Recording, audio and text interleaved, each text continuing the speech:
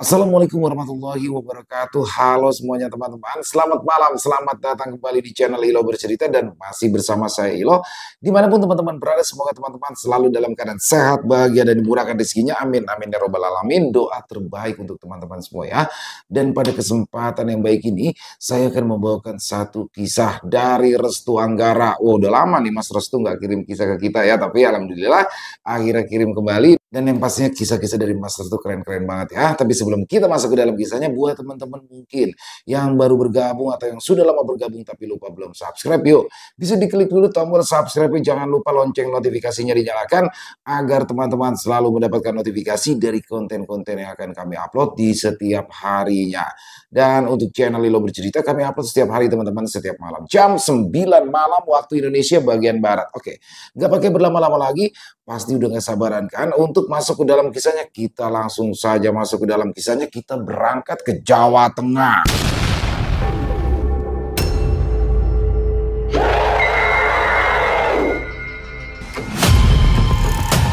Santet mematikan untuk kakak kandung.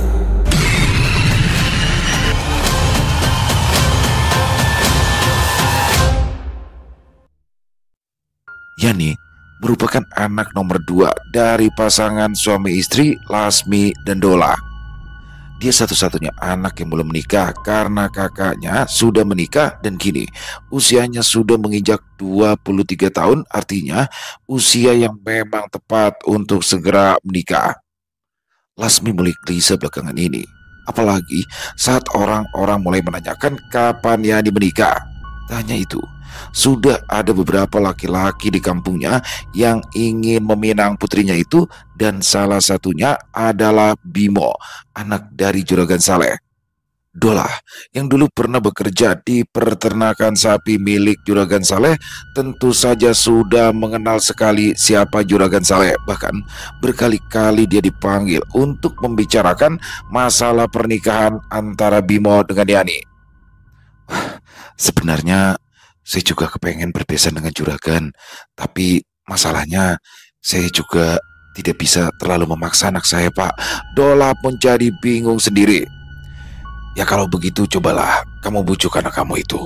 Siapa tahu dia mau menikah dengan Bimo, ujar Juragan Saleh yang juga memutuskan untuk menghormati keinginan Pak Dola.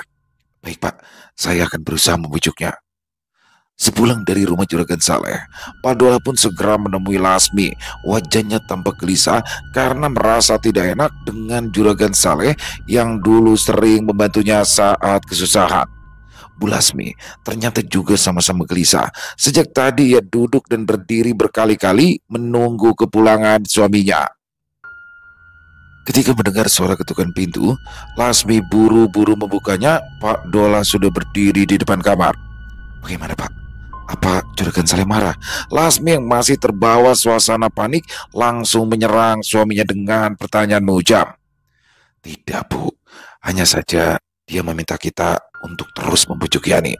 Pak Dola menghela nafas panjang. Nah itu masalahnya.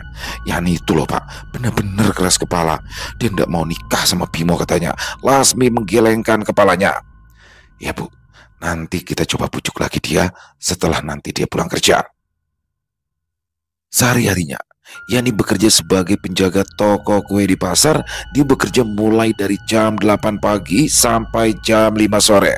Yani memiliki teman yang bernama Asih.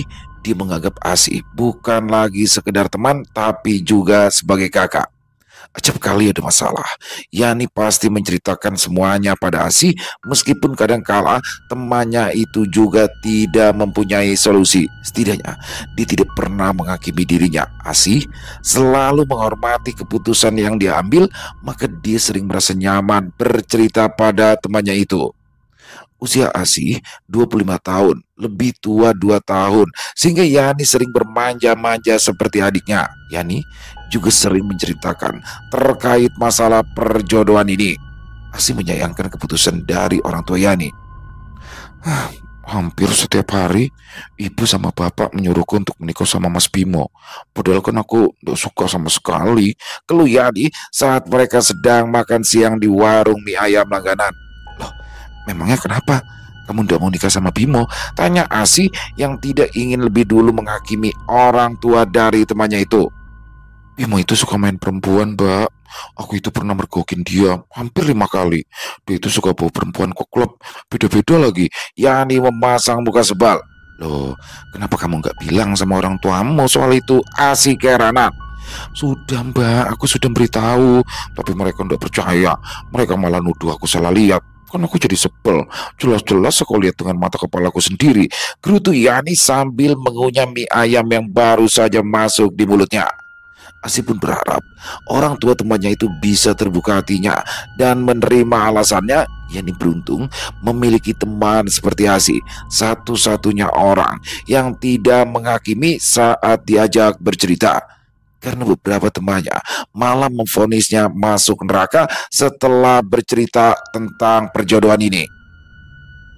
Sepulangnya bekerja, Yani yang baru sampai langsung disambut oleh Bu Lasmi dan Pak Dola. Dia menduga kedua orang tuanya sudah menunggu sejak tadi. Yani pun mulai merasa tidak nyaman. Kamu beneran? Gak mau sama Bimo? Tanya Lasmi dengan sedikit canggung. Bu, Yani kan udah bilang kalau Yani tidak akan mau menikah dengan Bimo. Yani mendengus lalu masuk rumah setelah ia meletakkan sepatunya di rak. Yani dengan perasaan kesal mulai mandi dan merampungkan pekerjaan rumah yang belum selesai. Setelah itu dia mengambil makan di dapur lalu makan di teras rumah. Kalau kamu gak mau, coba dong kamu cari laki-laki lain supaya kami berdua punya alasan. Ibunya tiba-tiba nyeletuk dan mendekatinya. Yani tersedak. Dia sempat terbatuk usai mendengar perkataan ibunya. Dia buru-buru meraih gelas yang ada di sampingnya. Bu Lasmi malah menjadi panik melihat putrinya terbatuk-batuk. Bu, mencari laki-laki itu nggak semudah mencari baju di pasar atau di toko. Apalagi laki-laki untuk jadi pasangan seumur hidup. Yani menjawab setelah beres minum. Tapi kan Yan, itulah satu-satunya cara supaya ibu sama bapak bisa punya alasan dan tidak lagi menyuruhmu menikah sama Bimo. Yani terdiam. Dia sempat membenarkan apa yang ibunya katakan. Kalau ibunya berkata demikian, artinya dia memberikan pilihan pada Yani untuk bisa menikah dengan laki-laki selain Bimo. Yani mungkin akan melakukan hal itu. Di malam harinya, Yani merasa kepalanya pusing, badannya terasa panas, perutnya mulas. Yani merintih. Dia tidak pernah merasa sakit bersamaan seperti ini.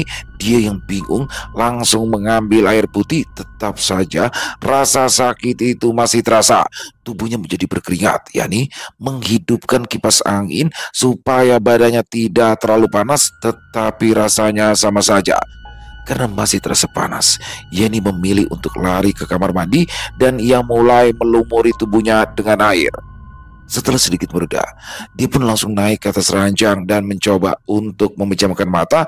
Dia harus berusaha untuk tidur secepat mungkin. Ketika berhasil tidur, Yani bermimpi bertemu dengan Bimo. Wajah Bimo tiba-tiba tampak begitu jelas. Yani terperanjat. Dia sempat melihat ke sekitar, namun hanya ruangan kosong yang kanan dan kirinya berdinding putih. Entah kenapa dia malah kembali melihat wajah Bimo. Kepalanya seakan sulit digerakkan. Dia ingin pergi dari tempat itu. Kini jarak mereka sangat dekat. Wajahnya dan wajah Bimo hanya berjarak 1 senti. Ketika bibir Bimo hendak mencium, Yani berteriak hingga ia terbangun. Dia bersyukur karena tadi hanyalah mimpi saja. Ketika dia melirik ke arah jam dinding, Yani terkejut. Ternyata sudah jam 6:30 pagi. Dia pun buru-buru turun dari ranjang dan masuk ke kamar mandi. Saat istirahat, Yani menceritakan kejadian aneh yang dia alami tadi malam. Asi pun sempat tersedak ketika mendengar cerita dari temannya itu. Kamu sampai memimpikan Bimo? Tanya Asi terbelalak.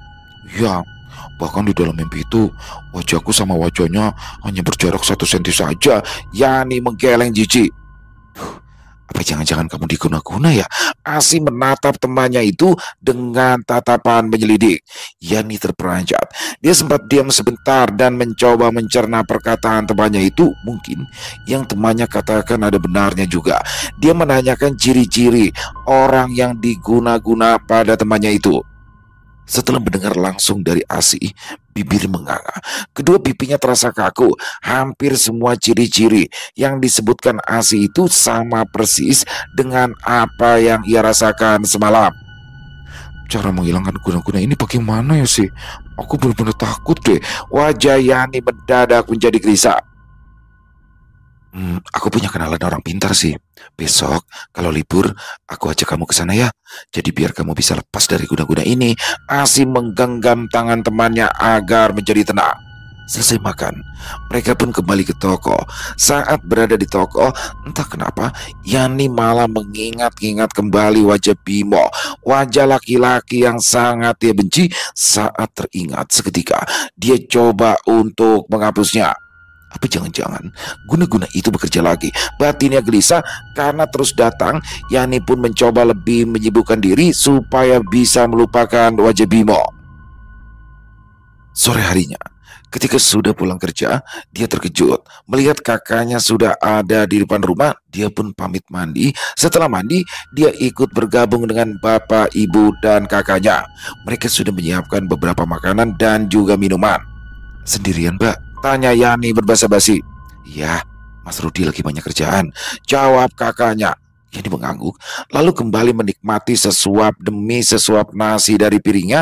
Selesai makan, Yani membantu ibunya mengembalikan piring-piring kotor ke dapur. Dia juga ikut membantu mencuci semua piring-piring itu. Saat semua sudah beres, Yani hendak masuk ke dalam kamar. Namun, ketika berada di depan pintu kamar, kakaknya memanggil. Dia segera mendatangi kakaknya dan duduk di sofa di depan televisi. Mbak mau ngomong sama kamu sebentar. Kakaknya memulai obrolan. Ada apa ya, Mbak? Tanya Yani penasaran. Kenapa kamu tidak mau menikah sama Bimo? Bimo itu kan kaya, Yan. Hidupmu itu bakal terjamin nantinya, ujar kakaknya yang membuat moodnya seketika berubah. Yani kira dia ingin membicarakan apa, ternyata sama saja dengan ibunya. Entah kenapa kakaknya juga ikut-ikutan membujuk. Tidak penting, Yani mendengus kesal. Dia ingin pergi, tetapi tangannya ditarik dan kakaknya meminta agar ia duduk lagi. Apa sih, Mbak? Yani menebalkan kedua pipinya karena kesal. Jawab dulu pertanyaan kakak tadi. Yani pun lalu menceritakan tentang kejadian saat dia melihat Bimo berkencan dengan perempuan yang berbeda-beda. Kakaknya diam sesaat. Dia sempat menduga jika kakaknya bakal mendukungnya setelah menceritakan tentang perilaku buruk Bimo selama ini. Namun dugaannya salah. Kakaknya malah memojokkannya dan menuduhnya salah lihat. Yani pun hanya bisa mengelengkan kepalanya. Semua keluarganya tampak aneh. Jelas-jelas Bimo sudah salah, tetapi masih saja mendapat pembelaan. Dia sampai tidak habis pikir, apa jangan-jangan keluarganya juga diguna-guna. Begitulah batin Yani. Yan, kalau nanti kamu menikah sama Mas Bimo, Mbak juga bakal kena untungnya. Mas Rudi kan nanti bisa bekerja dengan juragan Saleh. Kakaknya menanggapi sambil senyum-senyum sendiri. Yani semakin dibuat kesal. Yowes, mending baca nikah sama Bimo. Siapa tahu bisa hidup terjamin, ujar Yani sambil berlalu meninggalkan kakaknya yang mungkin juga kesal mendengar jawaban darinya. Di malam harinya, Yani kembali bermimpi. Kali ini Bimo datang lagi dan membawakan bunga untuknya. Tentu saja dia tidak mau menerimanya. Dia sudah benar-benar benci, baik di alam sadar maupun tidak. Keesokan harinya, Yani meminta Asi supaya mau mengantarnya secepat mungkin ke orang pintar kenalannya.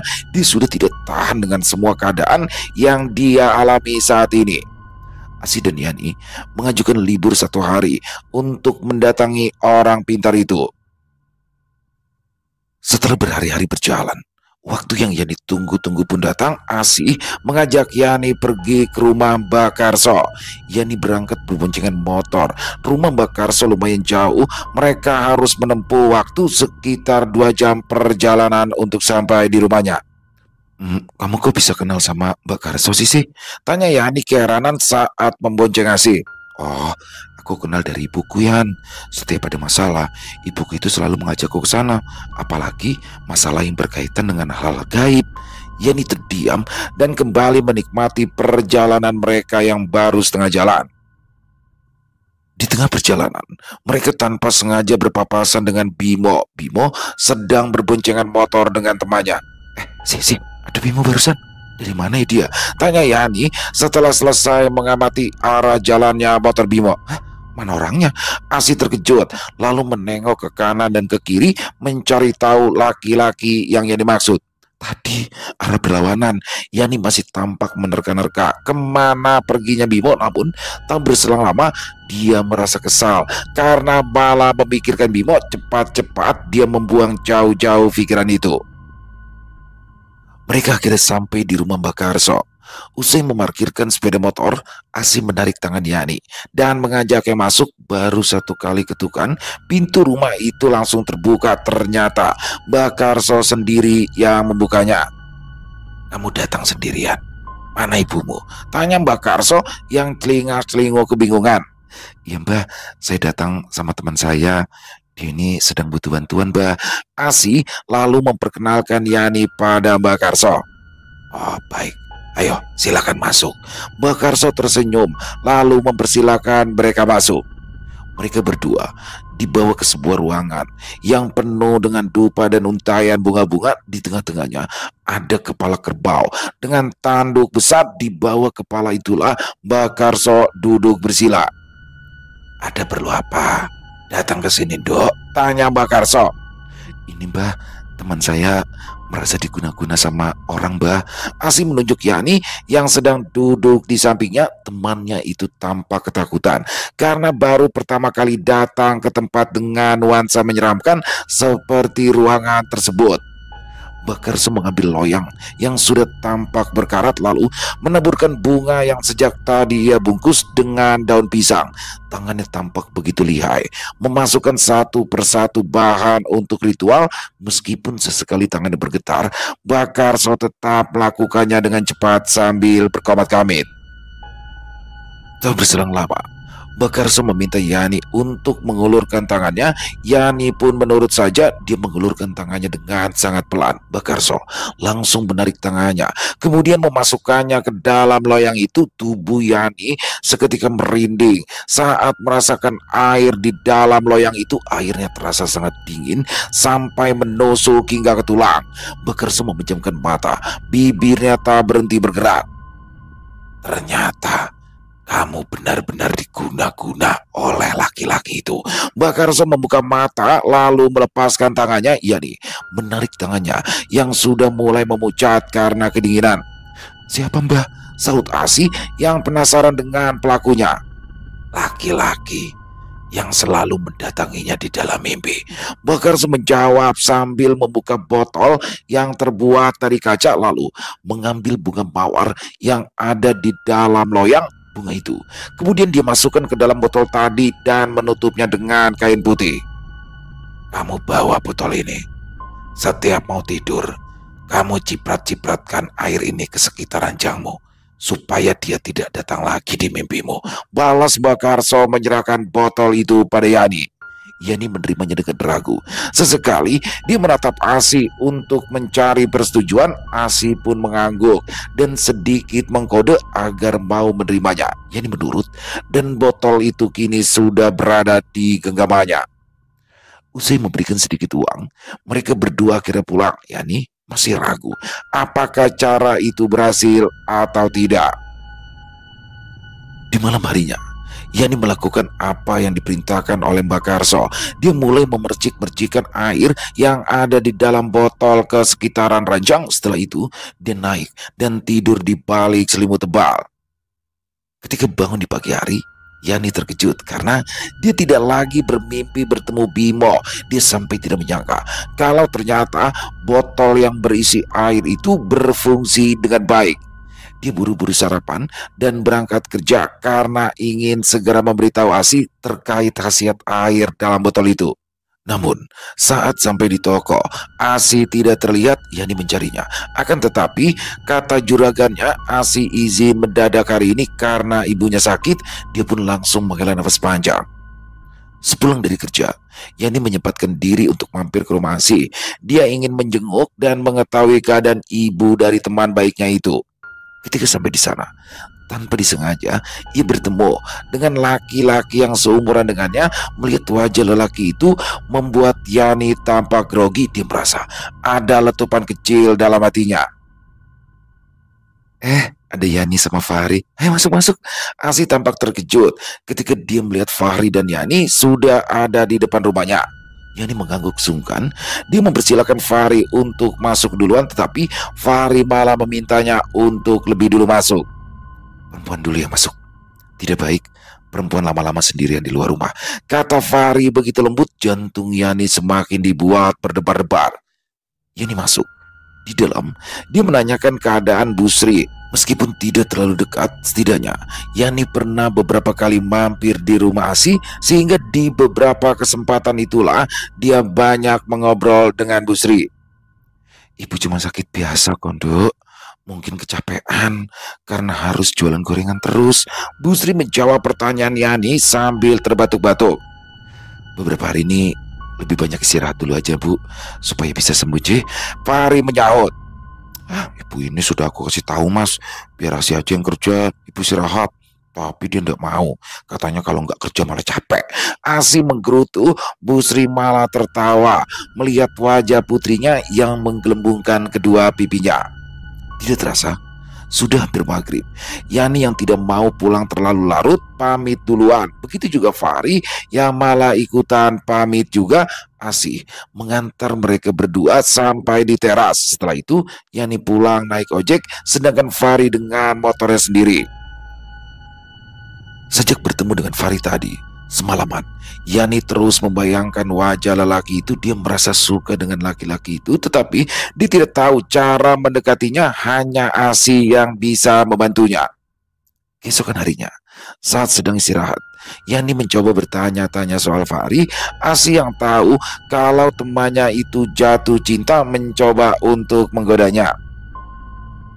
Ya siapa tahu dia bisa jadi penolongku sih. Kata ibuku, kalau aku bisa membawa calon ke rumah, maka mereka tidak lagi akan mintaku untuk menikah sama Bimo. Yani mengatupkan kedua tangannya memohon pada Asi. Asi terdiam sebentar. Apa jangan-jangan dia gebetanmu ya? Tanya Yani menyelidik. Enggak. Dia itu sejak kecil dekat dengan ibuku, makanya aku jadi temenan sama dia, jawab Asi sambil mencubit tangan Yani.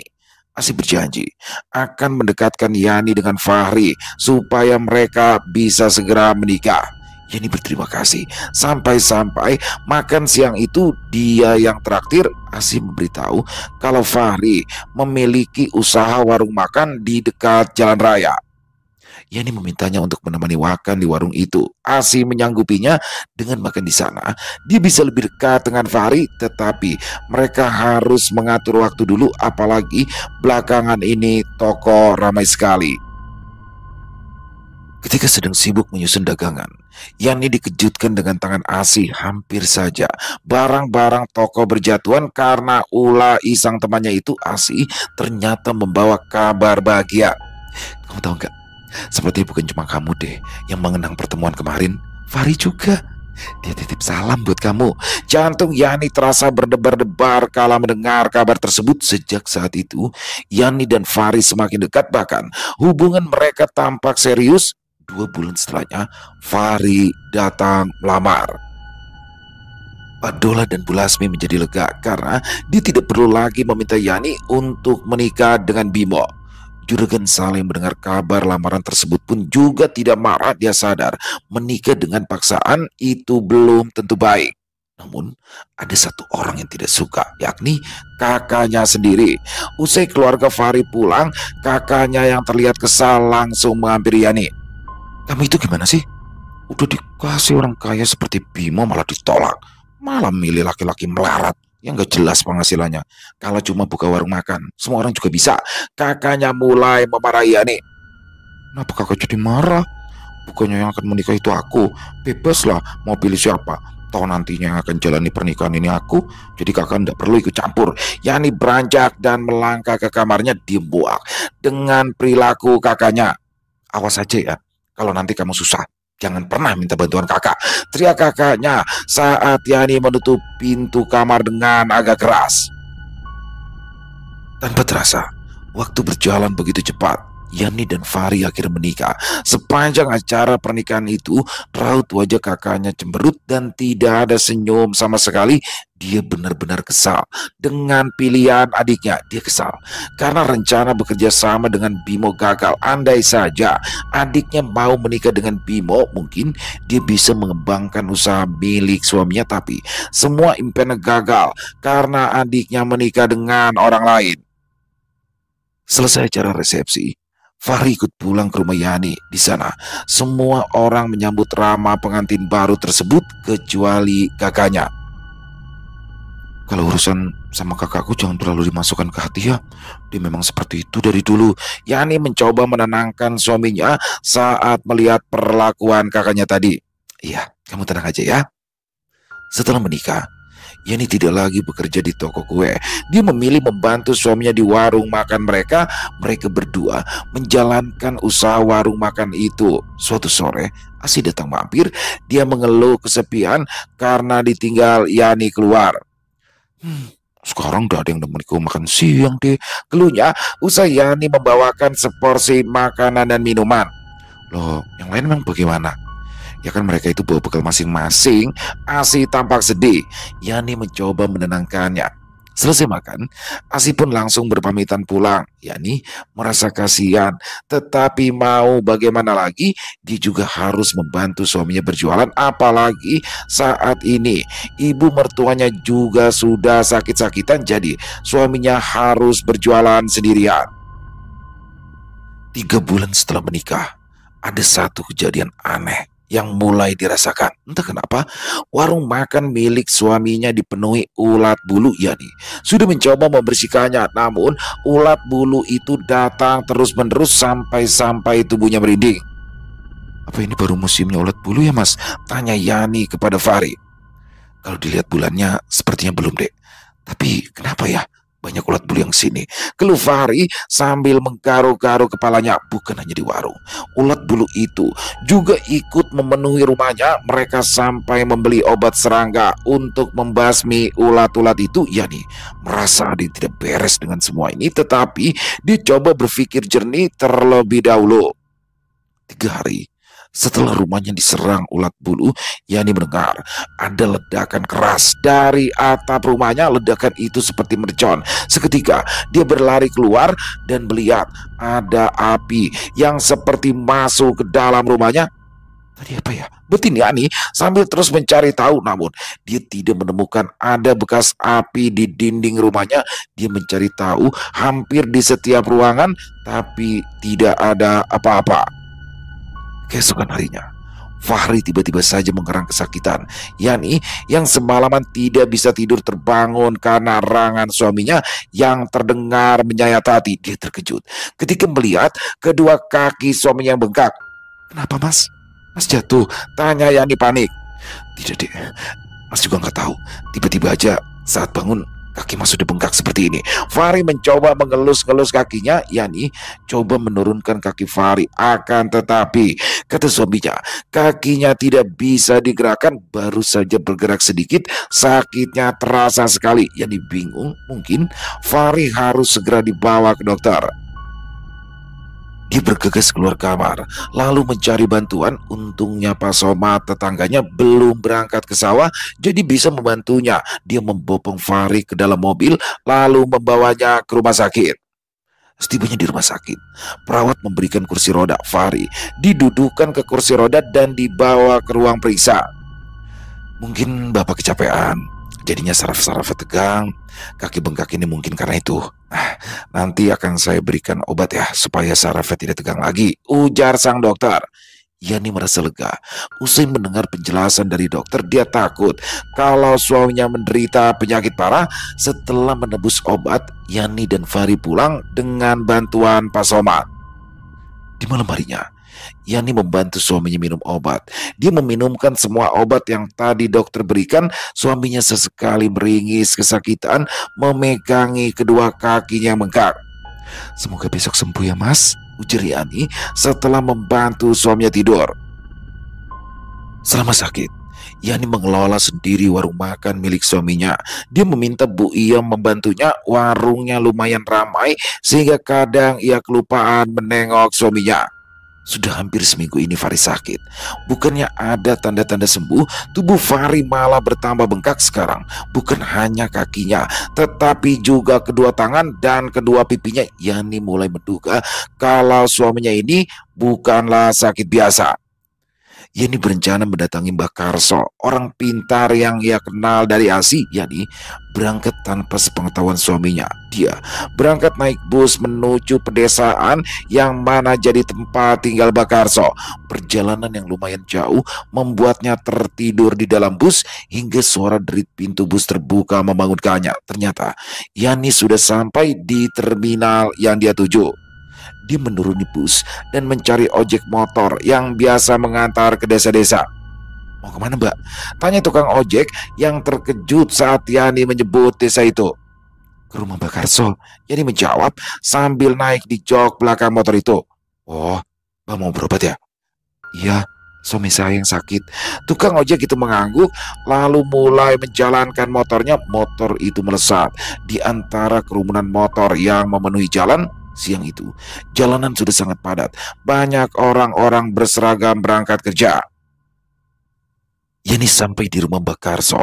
Setelah 30 menit berada di jalanan, usai membayar, dia langsung mengetuk pintu rumah yang terbuat dari kayu tersebut. Tak berselang lama, Mbak Karso membukakan pintu dan menyuruhnya masuk. "Hampir semua tubuhnya bengkak, Mbak. Mohon bantuannya, Mbak."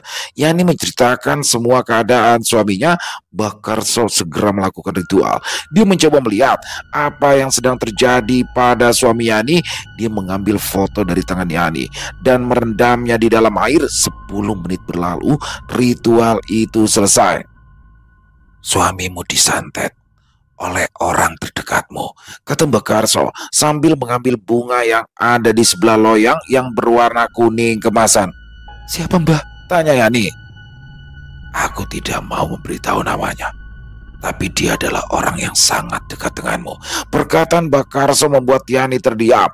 Dia mencoba memikirkan siapa orang yang sudah tega menyantet suaminya. Dia ingat satu persatu perlakuan orang-orang yang ada di dekatnya, mulai dari orang tua, sahabat, sampai kakaknya. Dan dari orang-orang itu, hanya kakaknya lah yang tidak suka dengan Fari. Sepulangnya dari rumah Mbak Karso, dia berniat segera mendatangi kakaknya. Mbak Karso sempat memberikan air doa di dalam botol yang dibungkus kain kafan. Ternyata tidak perlu jauh-jauh. Kebetulan saat dia mampir ke rumah Bu Lasmi, kakaknya ada di sana. Yani yang sudah kesal langsung melabrak kakaknya yang tengah bersantai menonton televisi. Mendapat panggilan nada keras dari Yani, kakaknya sontak kesal. "Kamu itu, kenapa kamu manggil Mbak kayak gitu? Mbak, seharusnya aku yang tanya ke Mbak. Kenapa sih Mbak tega banget sampai menyantet Mas Fari? Salah dia apa Mbak sama Mbak? Kalau memang Mbak mau usaha sama Bimo, ya udah Mbak aja yang nikah sama Bimo. Gak perlu nyantet Fari," teriak Yani yang berani membentak kakaknya. Kamu itu ngomong apa tuh? Mbak itu ndak suka pakai dukun-dukunan. Untungnya juga apa nyantet suamimu itu. Jawaban sewot dari kakaknya semakin membuat amarah Yani memuja. "Aku aja Mbak, dan hentikan semua dosa ini." Yani yang tidak bisa menahan amarah mulai menarik rambut kakaknya. Perkelahian terjadi. Melihat kedua anaknya bertengkar, Bu Lasmi memanggil Padola untuk melerainya. Padola akhirnya bisa melerai mereka berdua. Yani menceritakan semuanya pada ibu dan juga bapaknya. Bukannya mendukung, mereka berdua malah menyalahkannya.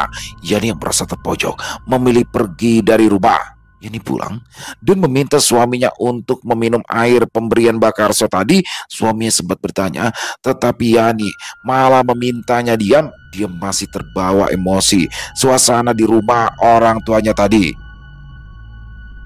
3 hari kemudian, kesehatan Faris semakin memburuk. Yani sering bermimpi buruk. Suasana rumahnya juga panas terus-menerus, padahal dia sudah berupaya membeli kipas angin besar.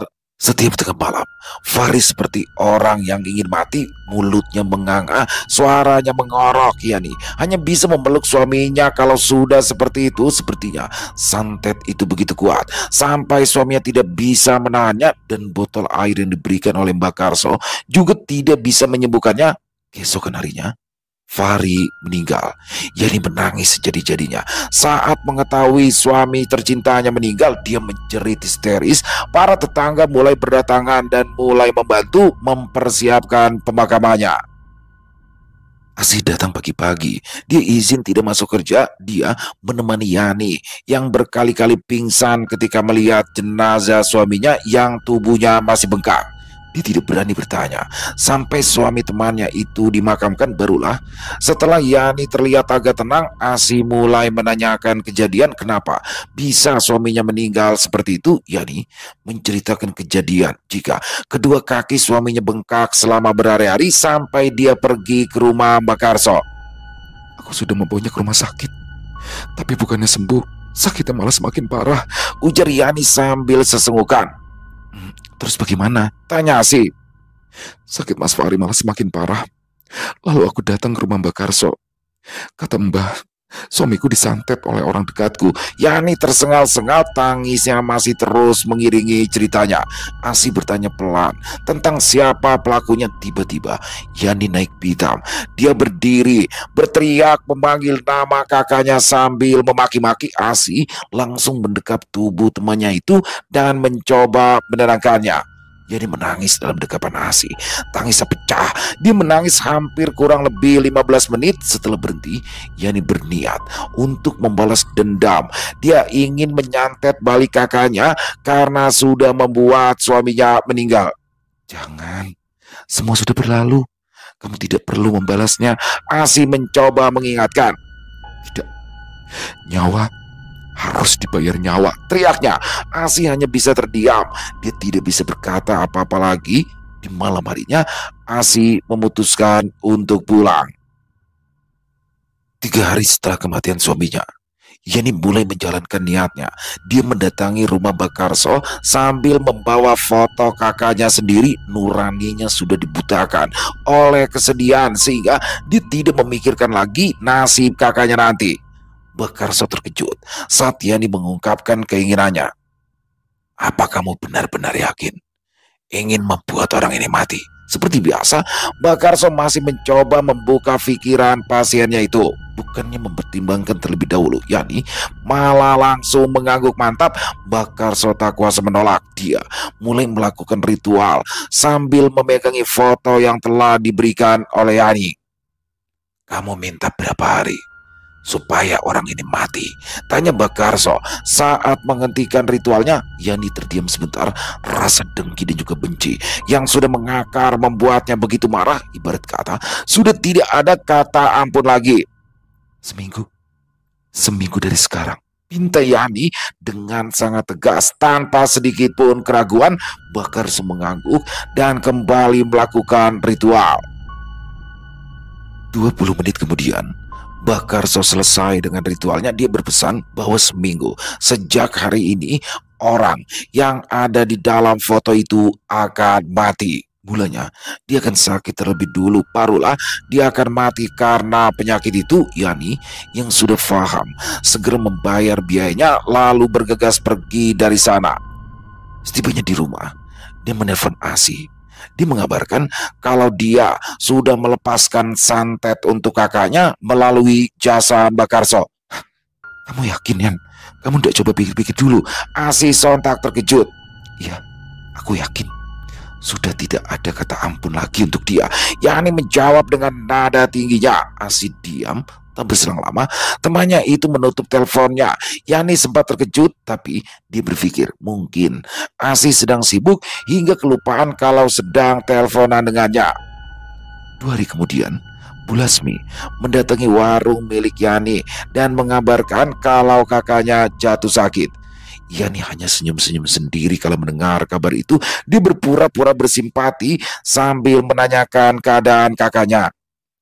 Hampir semua tubuhnya bengkak, persis seperti yang suamimu derita, ujar Bu Lasmi sambil menangis. Dia sudah pasrah, apalagi dia sudah membawa kakaknya berobat. Apa kamu belum mau menjenguk kakakmu? Bu Lasmi bertanya usai bercerita panjang lebar. Nadanya pelan. Dia takut menyinggung perasaan anak bungsunya. Yani berencana akan datang menjenguk kakaknya. Mendengar itu, Bu Lasmi terperangah. Dia sempat tidak percaya dengan ucapan anak bungsunya itu. Terlepas dari pertengkaran mereka waktu itu, ternyata Yani masih menyayangi kakaknya. Tapi ternyata ada maksud lain dari Yani mengatakan hal itu. Dia hanya ingin melihat kakaknya mati. Dan dia juga berencana akan datang 2 hari sebelum kematian kakaknya. Hari-hari berikutnya Yani jalani dengan berjualan. Warung makanan masih saja ramai meskipun tanpa kehadiran suaminya. Hingga tanpa terasa, waktu yang sudah ditunggu-tunggu pun datang. 2 hari sebelum kematian kakaknya. Yani bangun terlambat. Ketika pergi ke warung, dia melihat 2 karyawannya tampak sibuk melayani pembeli. "Mbak Yani, tadi ada yang nyari-nyarimu." Bu Iya memberitahu Yani saat berada di dekatnya. "Siapa, Bu?" tanya Yani penasaran. "Asih, dia nitip surat buat kamu. Tadi Bu sudah nyuruh nunggu, tapi katanya dia buru-buru." Bu Iya mengambil surat yang berada di bawah etalase. Yani kaget. Tumben sekali Asih menitipkan surat. Bukannya telepon bisa. Batinnya sambil membolak-balikan surat itu, Yani yang penasaran buru-buru membukanya. Dia mulai membaca isi surat itu dari atas. "Beberapa hari ini aku merenung. Aku benar-benar membuat kesalahan besar dan menyesal, Yani. Selama ini aku tidak berani jujur kalau aku juga menyukai Fahri. Maka ketika kalian berdua menikah, hatiku hancur berkeping-keping. Aku sudah mencoba untuk melupakannya, tapi tidak bisa. Maka dari itu aku mencari cara bagaimana supaya aku dan kamu sama-sama tidak bisa memiliki Fahri selamanya. Jadi, aku menyantet suamimu. Tapi sekarang aku menyesal.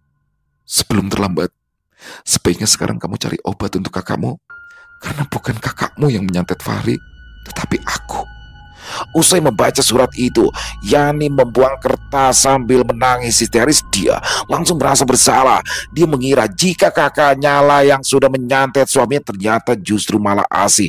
Yani segera bergegas ke terminal. Dia berencana berangkat ke rumah Mbak Karso. Dia ingin Mbak Karso membatalkan dan mencabut santet kirim aja. Sepanjang perjalanan, tahan tintinya Yani menangis. Dia mulai teringat saat kakaknya dulu sering membela ketika ada orang yang mencoba mengejeknya ketika kecil. Hal itu semakin membuat tangisnya pecah. Setibanya di rumah Mbak Karso, dia pun buru-buru mengetuk pintu. "Mbak, tolong Mbak, tolong cabut santet yang sudah dikirimkan pada orang ini," pinta Yani sambil bersimpu di kaki Mbak Karso. Dia terus menangis. Mbak Karso melihat foto yang Yani berikan. "Semuanya sudah terlambat, Dok. Santet yang sudah dilepaskan tidak mungkin bisa ditarik kembali. Dia hanya menunggu waktunya saja." Mbak Karso menggelengkan kepala. "Apa tidak ada cara lain, Mbak? Tolong, Mbak, tolong." Yani memohon. Mbak Karso menggeleng, tangisnya semakin meledak. Dia tak tahu harus bagaimana lagi. Yani memilih untuk secepat mungkin pergi dari sana dan segera menemui kakaknya. Setibanya di rumah kakaknya, dia menghambur ke dalam kamar dan menciumi kaki kakaknya. "Kak, maafin aku, Kak. Selama ini aku sudah menuduh kakak. Kak, ayo bangun, Kak." Kakaknya sudah tidak bisa diajak bicara lagi. Kedua matanya sudah memutih. Kepalanya mendongak ke atas. Yani menangis sepanjang malam. Bahkan karena saking merasa bersalahnya, dia tidak pulang dan tetap menunggui kakaknya. 2 hari kemudian, kakaknya dinyatakan meninggal. Yani pingsan berkali-kali. Kakaknya benar-benar sudah tidak bisa diselamatkan lagi. Yani menyesal karena sudah menuduh kakaknya secara berlebihan. Bahkan ketika berada di pemakaman, Yani sempat pingsan lagi. Orang-orang mengira kalau Yani pingsan karena merasa terpukul atas kematian kakaknya. Tetapi dia juga merasa bersalah karena sudah mengirimkan santet kepada kakaknya sampai mati. Selesai. Wow, luar biasa kisah dari Mas Restu Anggara. Plot twist ya. Bagaimana ternyata nggak nyangka banget tuh. Asih ternyata ya yang ngirimin santet untuk Mas Fahri karena ternyata didasari oleh rasa cemburu. Lagi ditanyain, itu gebetan kamu enggak? Yang apa namanya? Malah dia nyomblangin kan sama si Yani. Tapi ternyata di situ ya itulah ketika ucapan berbeda dengan hati bahaya banget tuh, dan endingnya bisa begitu. Dan yang pasti Yani nih, bener-bener Yani terlalu gegabah, terlalu cepat mengambil keputusan. Dia langsung nyikat kakaknya tuh, sampai akhirnya kakaknya meninggal dengan ciri-ciri yang sama seperti suaminya Yani sendiri. Dan ya itulah, penyesalan akan datang di akhir, karena kalau datangnya di awal namanya pendaftaran.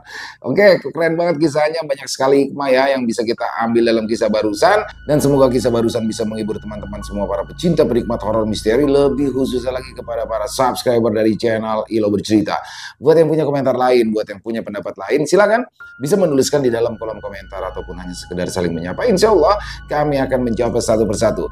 Buat yang suka dengan videonya, bisa diklik tombol like, tombol jempolnya, boleh juga dibantu di share ya link videonya ini ke teman-teman yang lain, agar juga ikut merasa terhibur.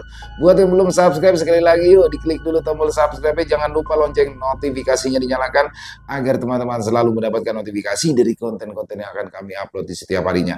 Dan kami juga ingin mengucapkan terima kasih ya kepada seluruh teman-teman yang sudah selalu setia hadir, yang sudah selalu mendukung kami, karena teman-temanlah kami selalu bersemangat berkarya di setiap harinya. Oh ya, buat teman-teman yang mungkin punya kisah horor misteri ya, yang apabila mungkin berkenan untuk dibawakan di channel kami, silakan bisa mengirimkannya ke nomor telepon kami yang ada di sini. Bebas ya. Kirimannya boleh dalam bentuk tulisan, boleh dalam bentuk rekaman suara, senyamannya teman-teman aja.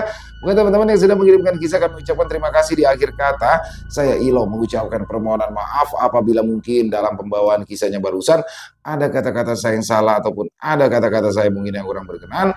Saya mohon dibukakan pintu maaf yang seluas-luasnya. Sampai berjumpa lagi di konten-konten kami selanjutnya, yang pasti tidak kalah serunya, yang pasti tidak kalah horornya. Masih bersama saya Ilo di channel Ilo Bercerita. Salam sehat, sukses, bahagia selalu untuk kita semua. Assalamualaikum warahmatullahi wabarakatuh.